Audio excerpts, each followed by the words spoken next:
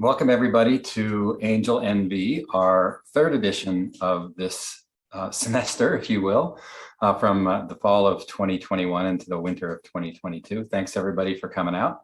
We're going to hear from Yong Li in just a bit, and Logan will be introducing him shortly. While we're waiting for the audience to assemble, I'm going to spend just a few minutes thanking our sponsors and telling you a little bit about Startup NV and our programs, and then we'll begin in probably about 3 minutes. So I want to first thank our sponsors, the folks who help us financially to put this on. First is the Brex card. For those of you who are founders out there, Brex has a credit card where you don't have to put a personal guarantee up. And if you use the link that you see on the screen there, brex.com/startupnv, not only will you go through the process of applying, but you'll get $500 in your account if you're accepted. Thanks also to the City of Las Vegas, who gives us the beautiful facility that the folks who are physically sitting in Las Vegas are in. So thanks, City of Las Vegas, for that and for the financial support you provide. And for those of you who are investors, I highly recommend Glassboard Technologies as a way to put together your SPVs. It allows you in just a few minutes. They say 1 minute, I'll dispute it and say maybe it's 3 minutes to put together an SPV and start inviting investors to the SPV that's investing either in your startup if you're a founder, or in your investment if you're an investor or a group of investors putting together an investment in a startup. So thanks again to our sponsors, Brex, City of Las Vegas, and Glassboard Technologies. So about Startup NV, we run an incubator and accelerator program that focuses on helping startup founders and startups generally, from idea all the way through scaling and into the A round where hypergrowth is possible. We do this with 3 different programs. GrowNV, which focuses on the feasibility phase. For those of you who have an idea or have started a company and you're not quite to a beta or an MVP and you're not quite selling yet, our GrowNV program is targeted at helping founders in that category. For those that are in the viability category, meaning you've probably got an beta or an MVP, you've probably started to sell whatever it is that you're doing. You've launched a product, you're going through market validation and revenue generation. Our Startup NV program is aimed at that. And if you pitch to us and we accept you, you will also put a $50,000 investment, or a minimum of a $50,000 investment behind you. And we'll try to help raise a little bit of money on top of the $50,000 that we put in to get you to the seed stage, which is where the scalability stage kicks in. So our Startup NV program gets you into that scalability stage, where our AngelNV seed fund will start to invest in companies there, as well as the seed fund, Seed NV, that will be coming to you early next year. So we have these 6 programs that are live and in place for various founders and investors at different stages. GrowNV for the earliest of stages, Startup NV for those who have actually gone to market and actually are selling in the market, and then AngelNV, the bootcamp that you're in now, which is for the community at large on presenting all of the parts of all of the answers to the question, how do I get angel investors to invest in my startup? So we do that through a series of lectures, the third of which is tonight. And then finally, on the investor side, we have Fund NV, which is the investment fund that makes the $50,000 investments in Startup NV companies. Seed NV, which is the follow-on seed fund, which follows on to the investments in Fund NV, and AngelNV, which is our investor bootcamp, starting the next session on February 1st and finishing up on April 30th.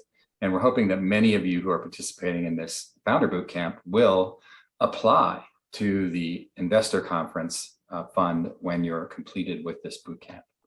So a little bit more about us in terms of where we are from a statistics perspective. We've heard just about 700 pitches since we started working in the middle of 2017.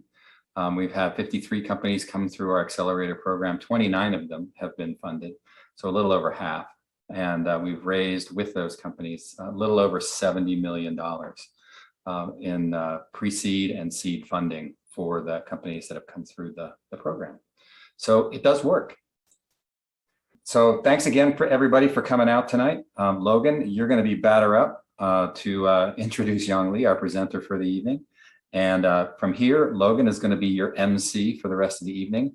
Once again, everybody, welcome to AngelNV, and over to you, Logan. All right.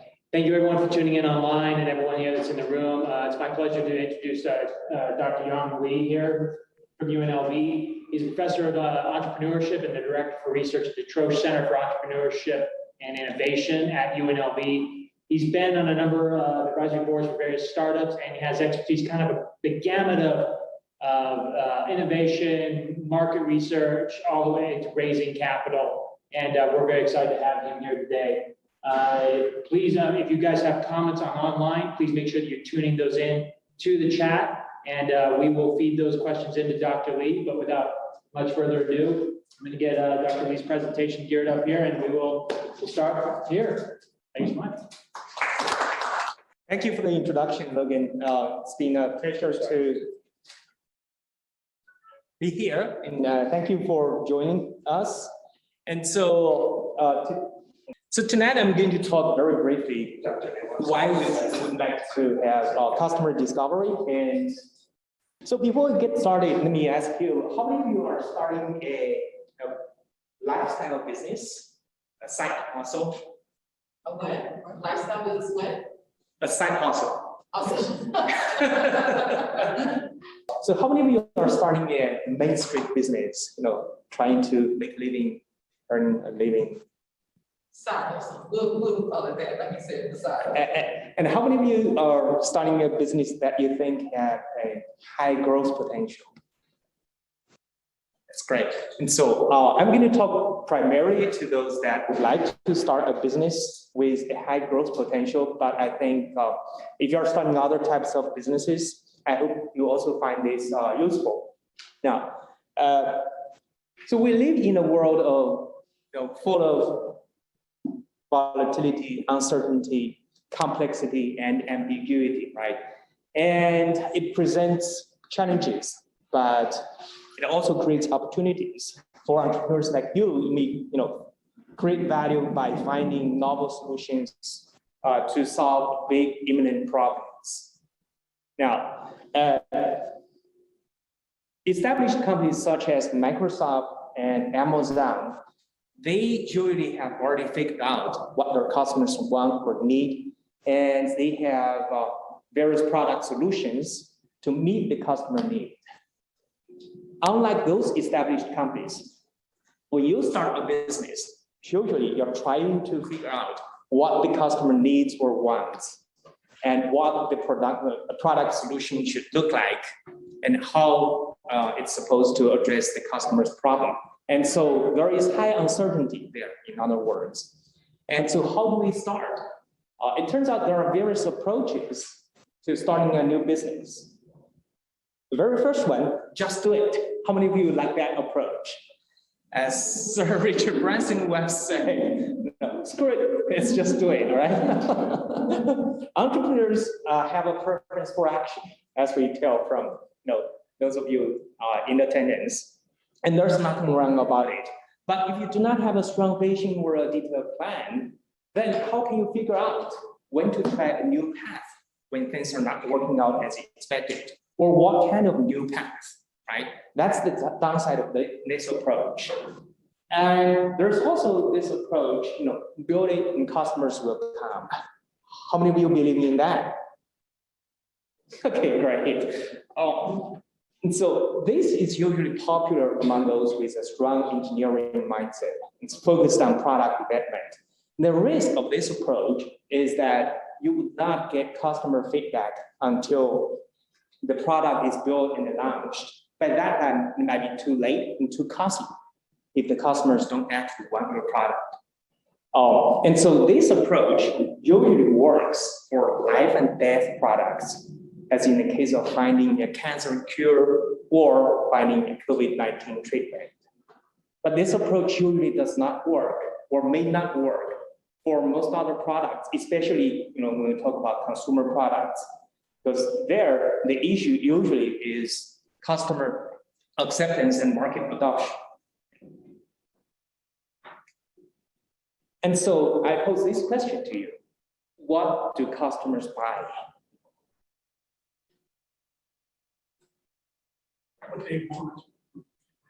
They buy what they want. Something that solves the problem. Something, yes, exactly. So customers don't buy products. They buy solutions to problems. I would say that's my very first point for this brief talk. And it turns out there are a few approaches that help us focus on just that. You may have heard of design thinking. That's an approach that's focused on designing based on what people want or need. And then there is the lean startup approach. I suppose everybody has heard of that term, right? And so a few companies have found great success following that approach. And in this approach, customer development is just as important as product development. And so the key idea here is that you translate your vision into testable hypotheses about the problem, the solution, as well as other aspects of new venturing, such as competition, marketing, and distribution. And then you develop a prototype or a minimum viable product. I heard somebody using that term a moment ago. You develop a prototype or a minimum viable product to test the hypotheses, either to verify some of those hypotheses or to reject them. And then sometimes you may have to pivot. PIVOT.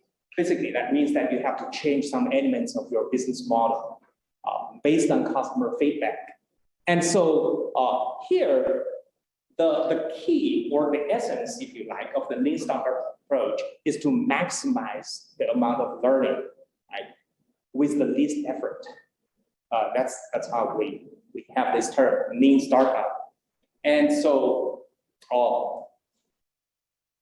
this way can reduce the risk or the uncertainty about the problem and the solution, and you will develop a product that the customers actually want or need and increase the success rate.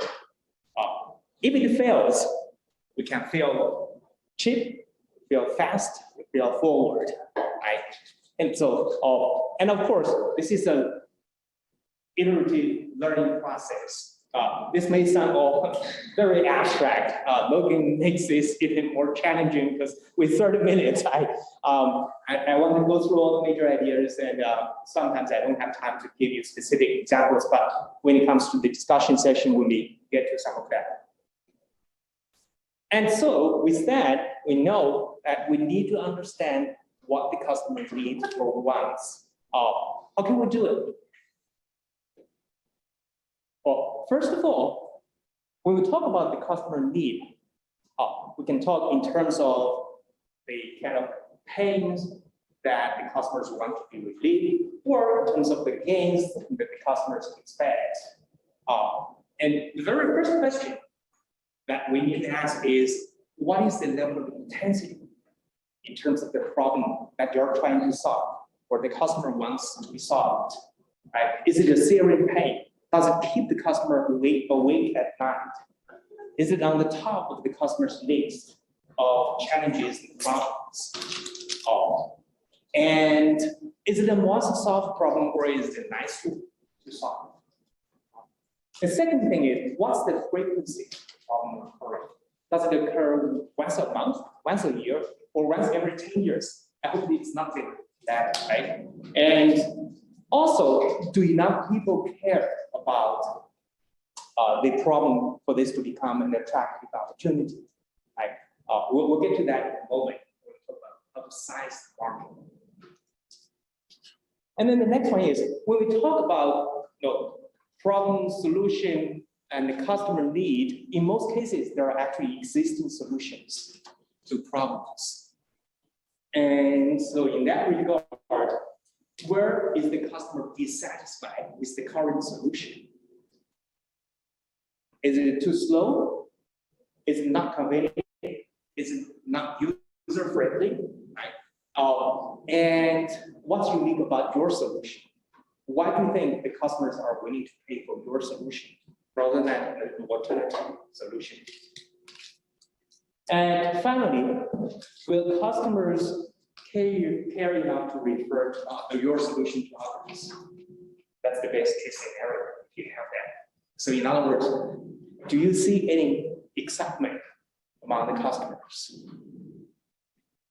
So those are the things that I hope would help you assess the problem or the intensity of the pain that the customer is experiencing and you're trying to solve or mitigate. Now, the goal of understanding all those elements is to basically build a customer persona. A customer persona basically is a representation of who your target customer is, and it includes the essential traits of your ideal customer.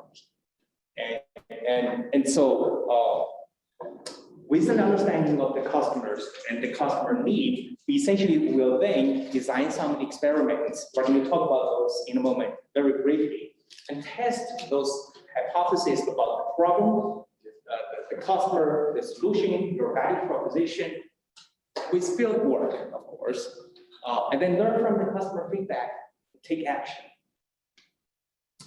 And so how are we going to build customer persona?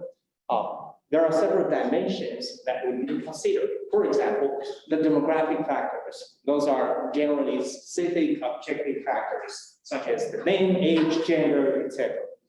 And then the psychographic factors, the personality traits, the beliefs, the attitudes, the values, etc.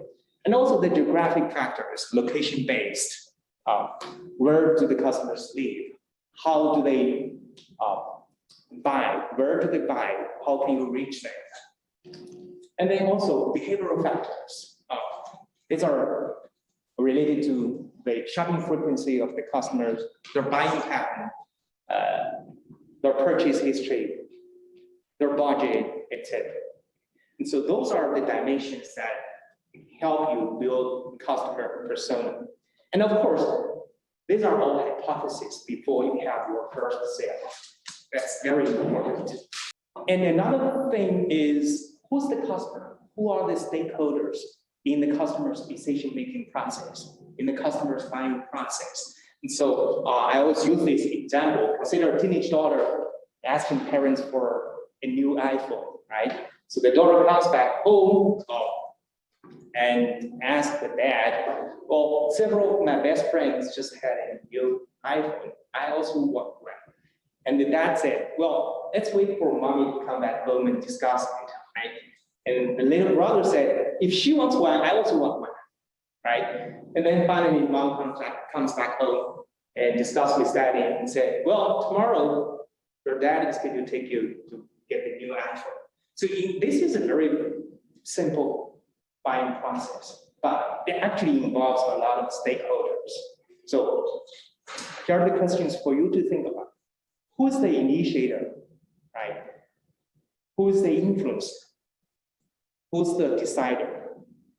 Who is the purchaser? Who is the saboteur? And who is the end user? It's very important when we start a business to see whether the decision maker and the economic buyer are different, and whether the economic buyer and the end user are different. If that's the case, it creates complexity for you, especially when it comes to customer acquisition strategy.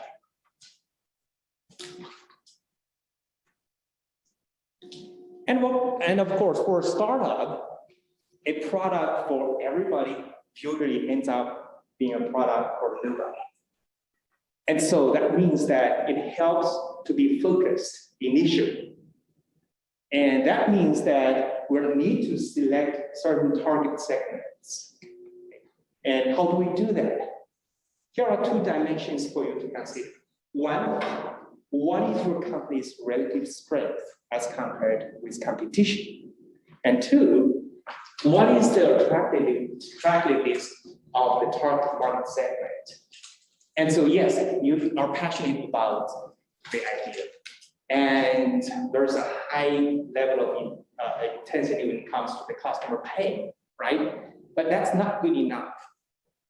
We need to know that this is actually a sizable market that could help us start a scalable business. And so here we may ask a series of questions. For example, what is the expected sales over the next few years, next 3 years, next 5 years? What is the anticipated growth for the target market segment? What is the profit potential in dollar terms, talking about business? And is there any strategic value in terms of your reputation? And is the segment structurally attractive? By that I mean, for example, is the industry emerging, growing, maturing, or declining? Right? How is the industry structure? Is it characterized by a large number of small players, or is it characterized by a small number of large players? And the competitive implications and strategic implications are going to be different, even in terms of your pricing strategy. And also, what is the competitive landscape like? Right? So here, what is the rivalry among the competitors? Do they compete primarily on price, or do they compete also on non-price dimensions? And what is the availability of substitutes and complementary products? And what is the bargaining power of buyers and suppliers? So you may ask those questions to see what the competitive landscape looks like. Again, you need to gather relevant information from various sources. It might be primary data, it might be secondary data. But we're going to talk about that in a moment. And so it's very important for us to assess how attractive the target market segment is.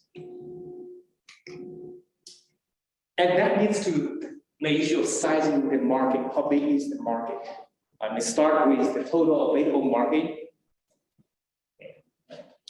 which is basically what is the universe, right? How big is the pie? How many people would want or need the product or the type of product?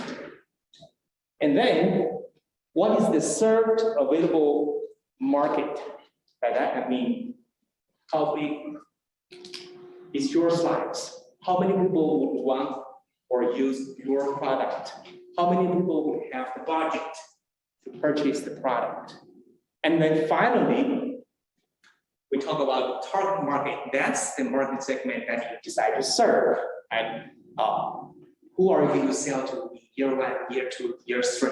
Who is your most likely customer at the outset? And so I have some numbers. This is about the US jewelry market based on census data from years ago. But the key idea here is you need to size the market, see how big the market is, from the total available market to the served available market, target market. And of course, if you decide to target multiple segments, that means that you need to build customer persona for each market segment. And again, these are hypotheses. Just briefly, some of you want to build a platform, right? Basically bringing end users and paying customers together. And so in that case, this is obviously more complex. And because it involves 2 types of customers, the end users and the paying customers. Think about Google search platform. And so in this case, are you going to compete? 2 factors are particularly important. One is the scale of economies. The other one is how sticky your customer is. And also, you need to make a decision about revenue first or user first. Facebook, for example, for a long time, hasn't been profitable. And Amazon, in the same case. And so they basically have both adopted a user-first strategy when it comes to platform. We don't have time for this, but usually platforms have a strong network effect. And the implication is that it might be winner take all. And so you want to build the install base. And so that's about how to understand the customer need and test the problem. And now a little bit about how to design the product solution and test the solution. And so what is your product? What is the list of key product features, right? Are those features nice to have or got to have, must have? This is very important. If we have a long list of product features, but which ones, correspond directly to key customer pain points? And from that list of features, what kind of benefits do you expect that you will be able to deliver to the customers? And so ultimately, what's your, again, these are hypotheses before your first sale, first order. And so I would like to usually share with people, it's very important to know what is your primary value among a list of product features, product benefits and value propositions. What is the primary value? What is your secondary value? What are some of those product features or benefits that you think are on par with competitors? Right? So this is what I would call 5, 4, 3. If you write each benefit from 1 to 5 in the text, right? What is the 5 for you? What is the 4 for you? And what are some of the 3s? And of course, you will have some aspects of your product solution that are inferior to competition. That is okay. But you've got to have something that is superior to competition. And so an effective value proposition is usually a unique value proposition. What do we mean by that? Well, either something that you have that the competition doesn't or cannot have. Or if the competition also has that feature or a similar product, then you need to ask yourself, how does my product do better than competition in some specific ways? Is it faster? Is it cheaper? Right? Is it easier to use? A common mistake here, a common mistake here when you design the product solution is that you have a long list of product features, which kind of suggests that you probably have not got a deep understanding of the core customer pain points. Another thing is, yes, you have a list of features, but those features are already present in the competitor's product, and they are probably doing even better.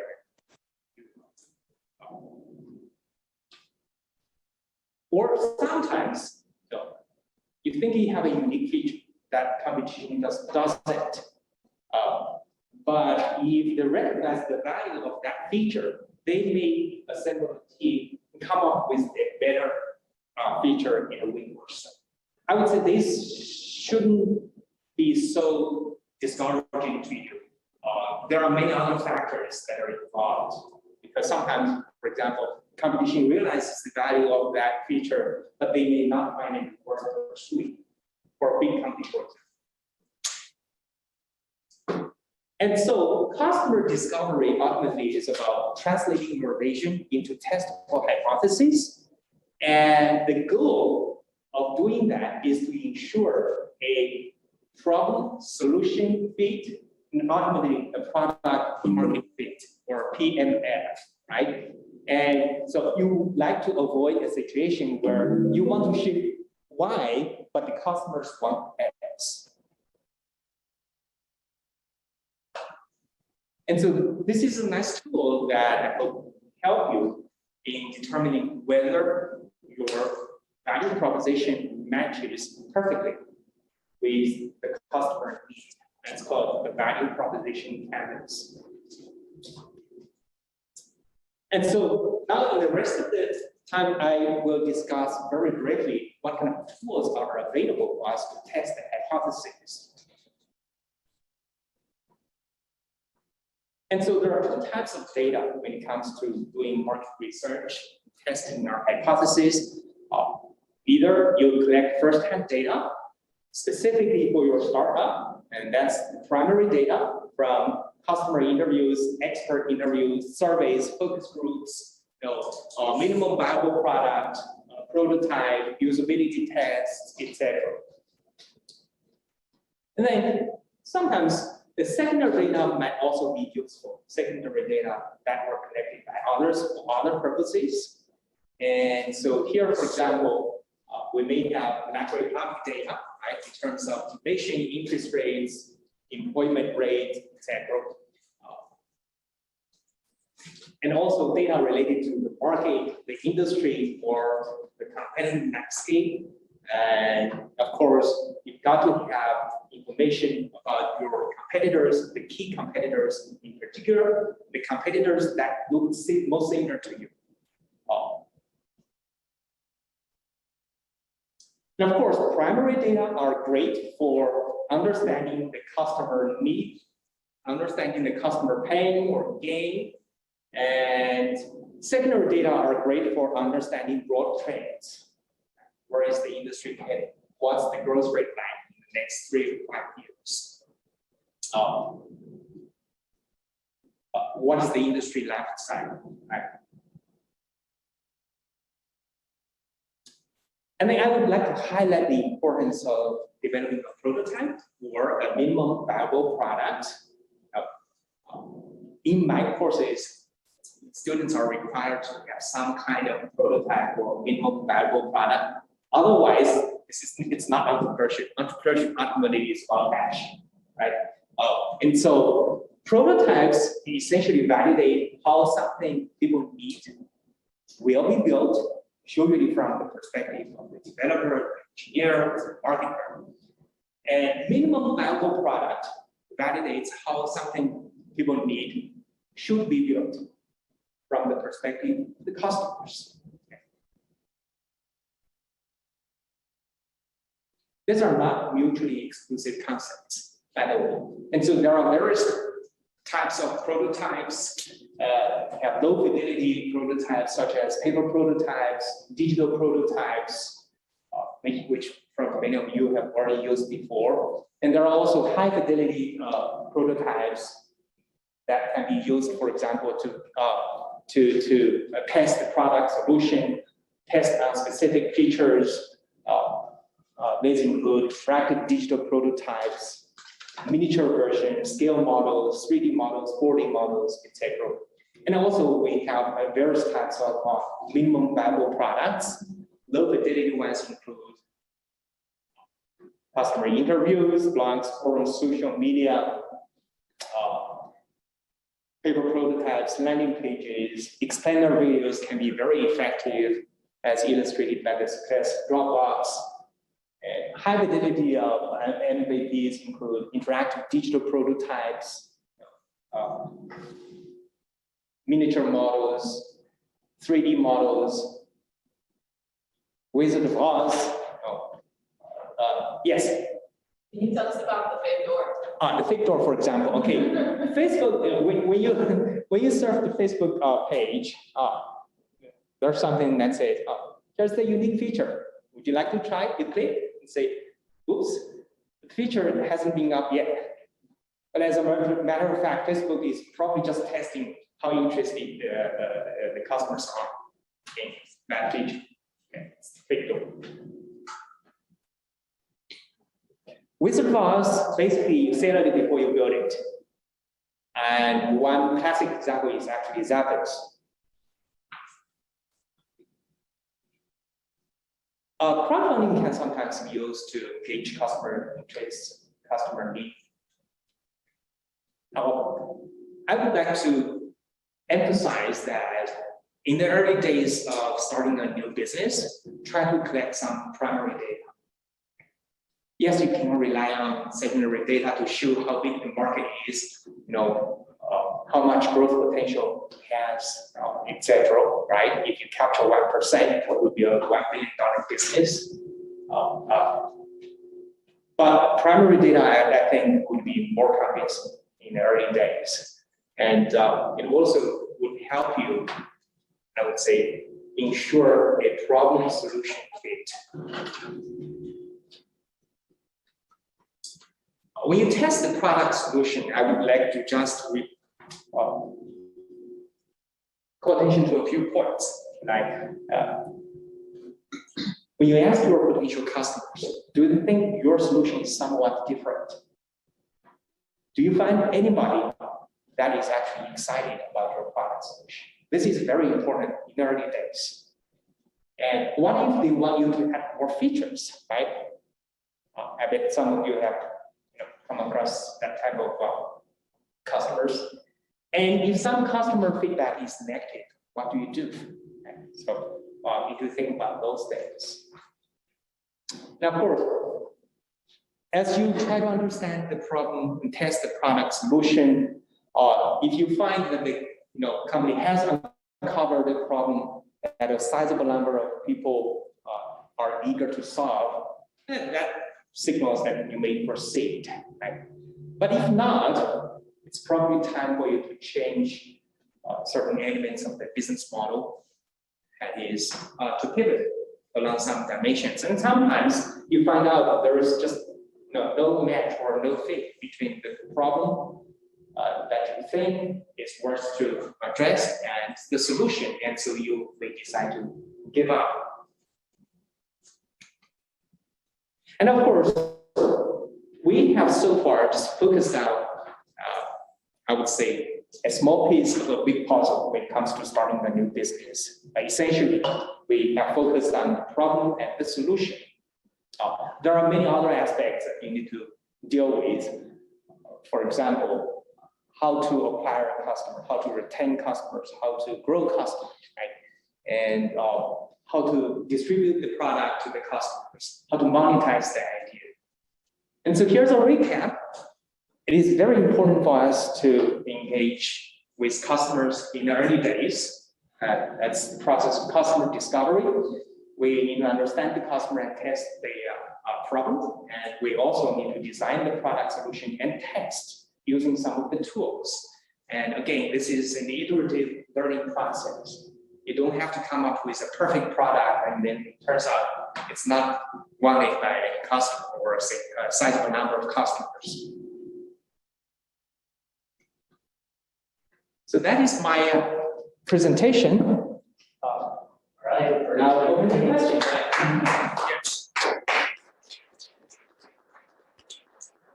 So we will definitely, we actually will have now a Q&A for the audience. Then what we'll do is how we function these, we'll go a couple questions in the room, and we will tune into the online attendees, a couple questions from them. Dr. Lee, if you would, as we just kind of repeat back to those attending online any questions that come from the room, so those that are attending online kind of can be aware of what the question is. But with that being said, we'll start off with questions here in the room. Any initial questions here? Yes. Now, where would you research market size? So you have identified customer characteristics. Is there a database or something where you could get the market size? So if you have some customer characteristics, how would you size the market? Is that the question? Yeah. I would say in general, you can do it two ways. One, as we probably have learned from basic economics, the total demand for a product, right? There is a formula for that. You could do it manually based on your estimates, guesstimates, and the total demand for a product is essentially the total quantity that you expect to sell in a year times essentially the average unit to be consumed by that customer in that year, and then times the average unit price, right? And so that's one way to do it. And the other way is to rely on secondary data. Yes, there are databases. One easy way would be just to do an internet search, and you might be surprised to see how much information there is already available on the internet. But I would say try to focus on or rely on more credible sources. That's one thing if you do internet search. And the second thing is some of the marketing research companies and consulting companies, companies on Wall Street, they may release industry-specific reports. And those reports can also be very useful. But keep in mind, the secondary data were collected by others, prepared by others for other purposes. And so they may not serve your purpose, perfectly, but it could give you some indication. So those are the two approaches. I would say you need to use both approaches. And of course, when you collect primary data, other than try to figure out what the total demand would be, you could also ask industry experts and go to trade shows, ask people what the market looks like, how big the market is, what's the growth like. Yeah. All right. I think we had a question. There are proprietary databases, and there are industry-specific reports. And so sometimes, for example, you may contact those organizations that have prepared the industry-specific reports, saying you just start a business, and see whether they could share it with you for free or at a discount. Another question in the room at all? Okay. Yes. Maybe the question is a little bit more specific on what you touched, which is, so the first one is that annual formula. Do you have to have maybe a website or something that you recommend for us to go take a look at it? Great to explore a little bit more and learn more about that. So I think I'm at a phase in which that may be somewhat of a struggle. And then the other one is the secondary data. There's a lot of data on the website, internet, we get it, but is there a specific maybe place that you recommend going? For the first question, I can share a few slides. I actually have an example. I will send that to Logan. You want to do it manually? Okay, so as for the second question, I used to use an example. If we can go online. Yeah, I can actually share it with the screen. Yeah. Who wants to share the startup idea? We'll use that as an example to see what kind of data or information is available online. Let's see how to say. Just a good Google. Oh, I see. Inviting. Anybody? Yes. Yeah. My product is a cookbook for people who want to prevent osteoporosis or have it. And so I'm guessing by people 50 years of age and older, amount of income and time to do this. Okay, so if I ask you to give me 2 keywords, what those words would be? I'm not sure what you're asking. We're going to do an internet search. We want to use some keywords. Cookbook is too broad. I guess that's fine. That's it. It's going to be a cookbook with nutrients your body needs to build up. So, the recipes. Search. Are you not doing it? That means That's right. Yes. Osteoporosis. Osteoporosis. Yeah, osteoarthritis.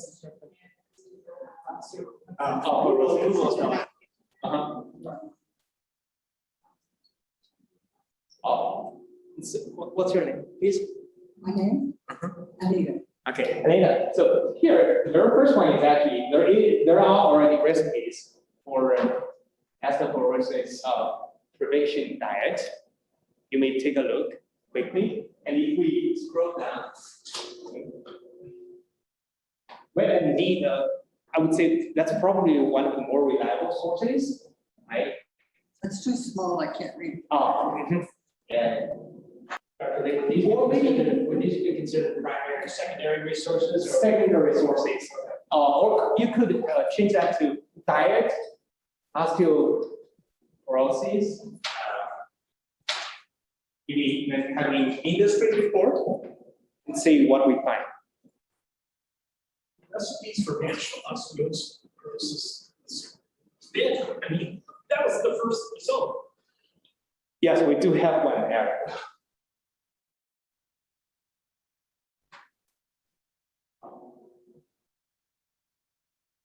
So there's lots of information there, but what she is looking for is actually the size of the market. And I would say maybe osteoporosis diet cookbook. That would be the first question. How many, and it's frequent over about age 50. So I would want to know how many people have it and how many people are willing to spend some time and some money to make food that has the nutrients that their body needs to build up. here's how I would do it. In addition to searching, for example, on the internet and see whether if you could get an industry report, I would first search for the number of patients, right? And I think this is readily available. And then how many of those need diet or are interested in diet, right? So that narrows down a little bit. And then what? Amazon also sells that information for authors.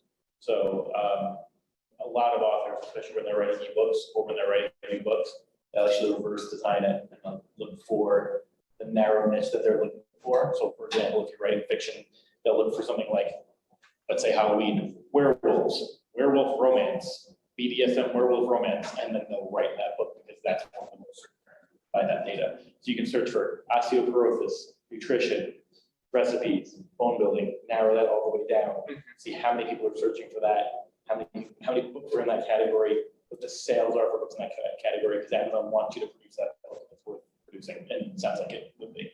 And then within that, you can drill that down to 50 plus, male, female, areas in which they can afford that book, demographic data, how much they earn, how much they spend on books. They sell all that for you. Amazon, just is that a subscription? Yeah, on the back end of Amazon. So if you e-publish through them, you sometimes it's depending on the niche of that data. Sometimes it's free, but when you want to get into that, it's probably purchased. So werewolf romance. Yeah, I literally People search for werewolf romance. Yeah, I literally know about an author who wrote that book.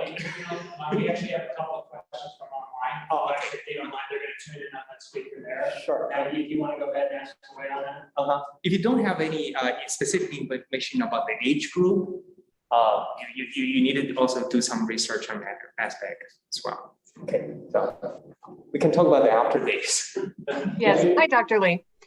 Hi. There are a couple of questions in here, but before I get to a question, let me make available to all of the people in the room, because I put it in chat. Patrick Griffis is the research librarian at UNLV, and he is happy to help entrepreneurs.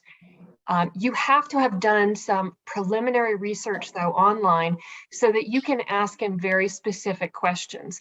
And Taylor has a specific question in here about TAM and getting to SAM and SOM. So his question is, when your TAM is large, like shown in the slides, how do you or would you break down the TAM further in smaller markets? And you can, so tell him how you might think about doing that. Can you repeat that question again? How do you break down the TAM, right? TAM is your total, you said it was like the whole The universe. total available market, yes. Yes, so how do you get to SAM and SOM?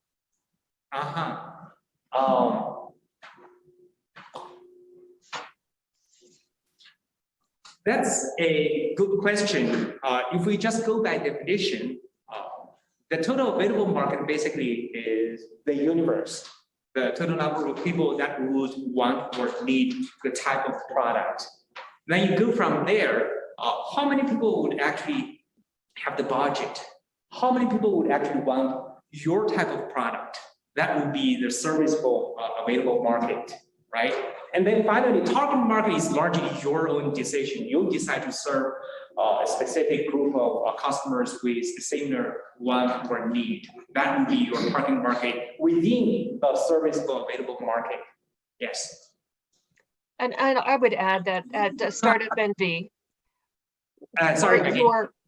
for your target market, it should be time bound and it should include the 3 to 5 years that you're planning to start with.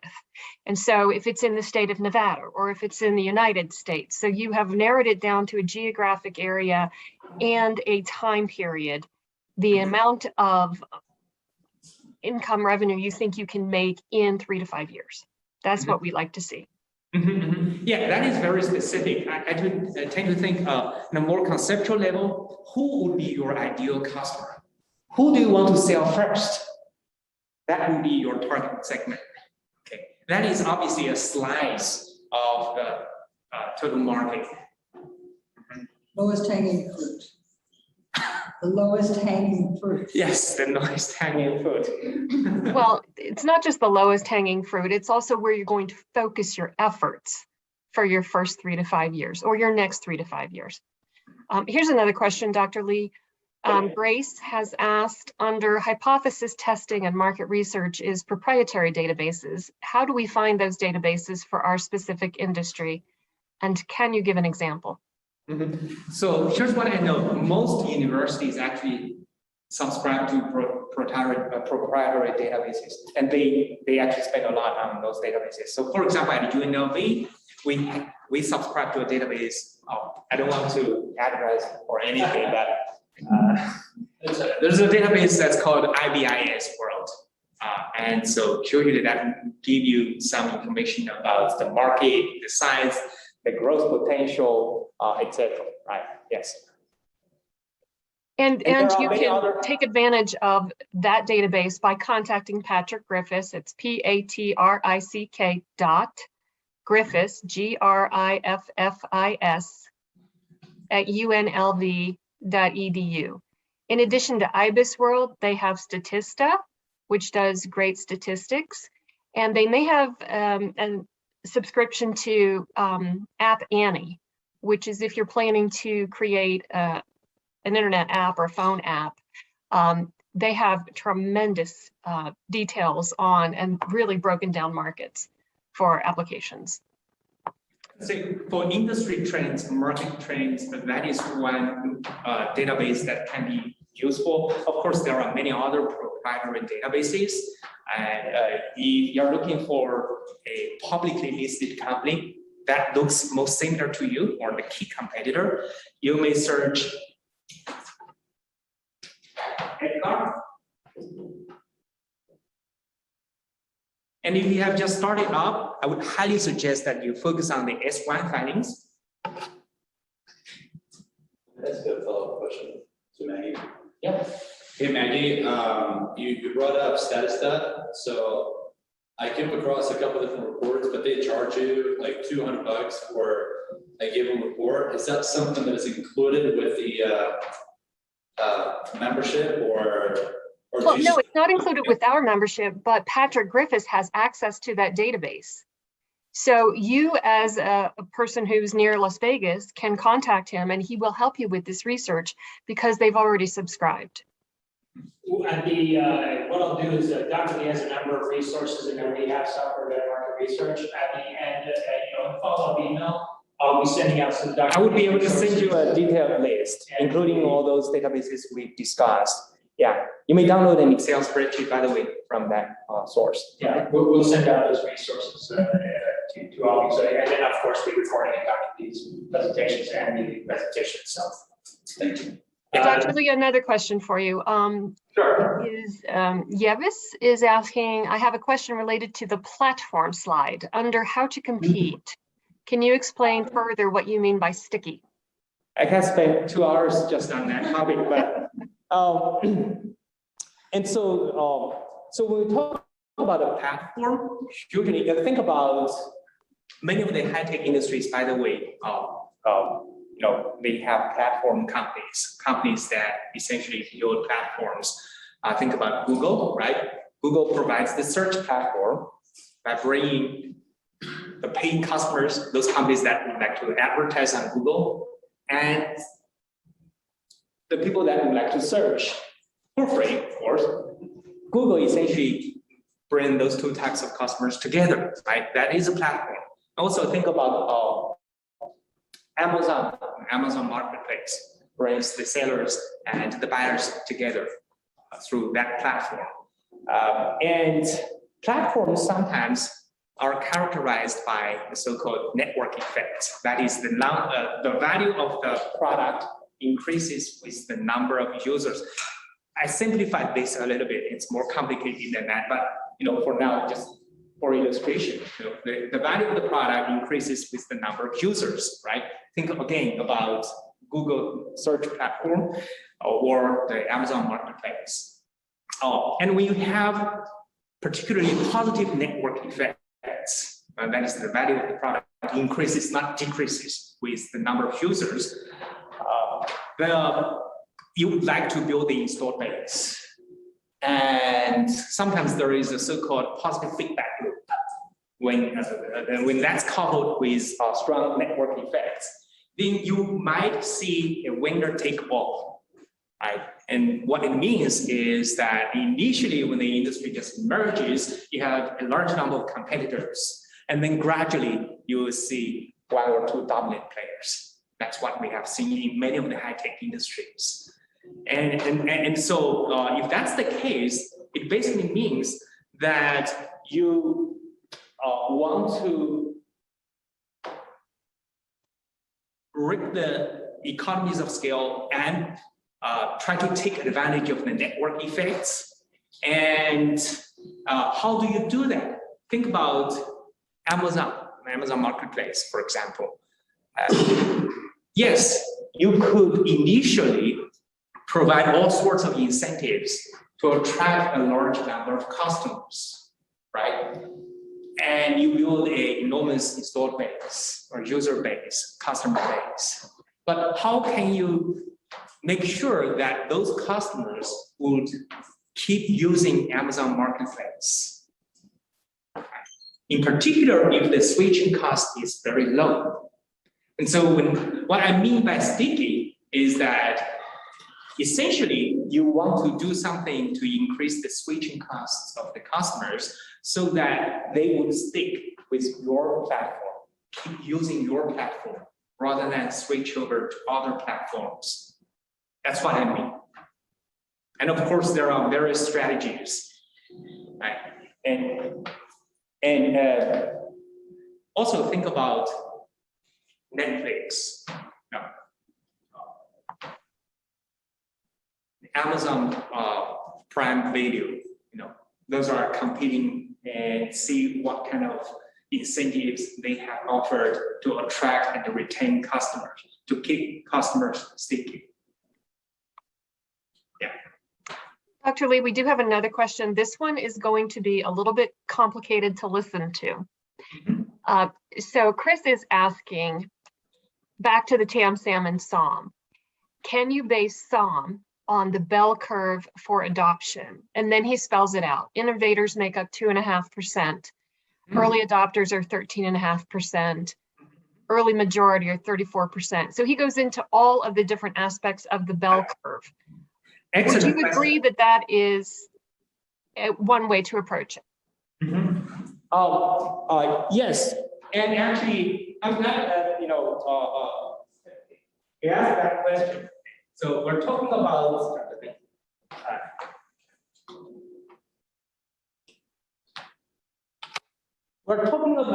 a so-called technology adoption curve or product adoption curve. It looks like this. It's kind of a normal distribution of some sort. And so here, what I mentioned, 2.5%, etc. So you have the innovators, right? And then you have the early adopters. When the early adopters and the mainstream, the laggards,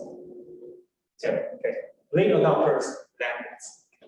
And so it's actually very important for entrepreneurs in the early days to focus on the early adopters. Don't get too focused on the innovators. Why is that? Because you have to build your brand awareness, and you do that by the early adopters. And then once you get that brand awareness, like I have products, like CPG food products. And I have worked on it, and I have faithful people that are going to, you know, do that. And also with them, you know, investors, they want to see that, but also once you get that group, then they will begin to talk about it, and that grows and grows. And then you'll have a high point, but then you get to your long-term users over time.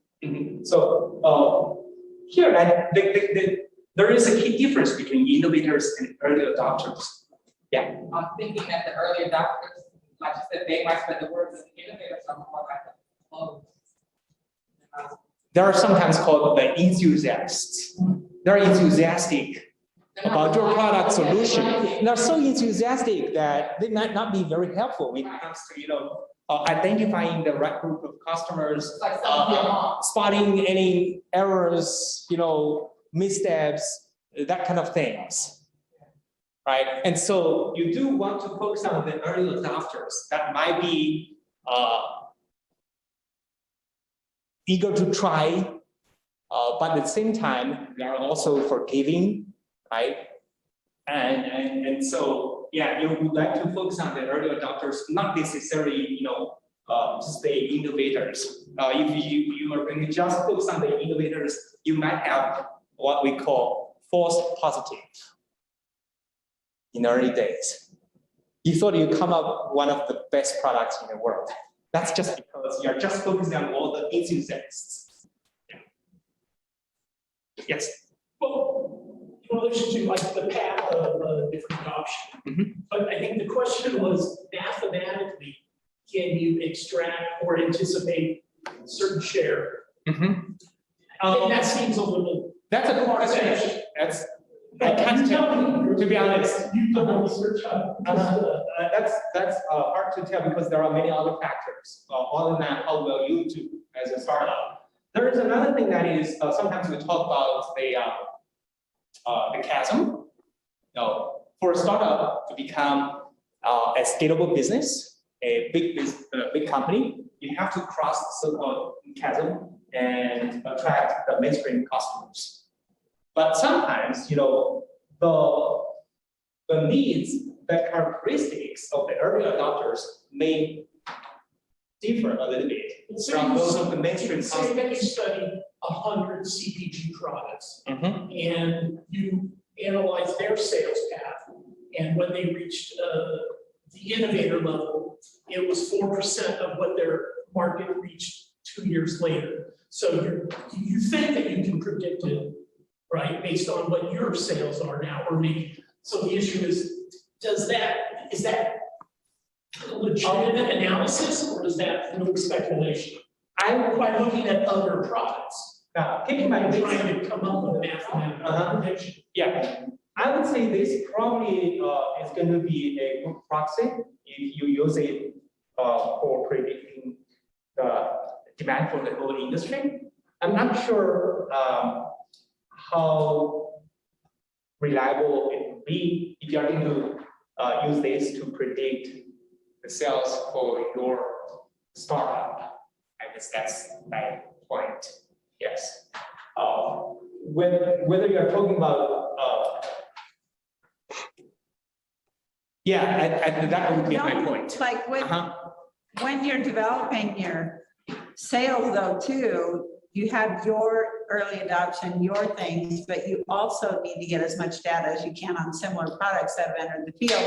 And then also, like within your industry niche, what is the standard rate too? And all those things come into play when you're figuring out your own numbers. You would be able to tell your product adoption curve ex post, but it's very hard to tell exactly. Yeah. However, at a more aggregate level, you might be able to tell what the trend would look like at the industry level, for example. Yeah. Any other questions from in the room? Maggie, any additional questions from folks attending online? I see. How do you recommend approaching regulatory hurdles that grow as certain industries scale? That's beyond my expertise, just a caveat first, okay. But I did mention, you need to take into account the macroeconomic environment. And so sometimes we use this to summarize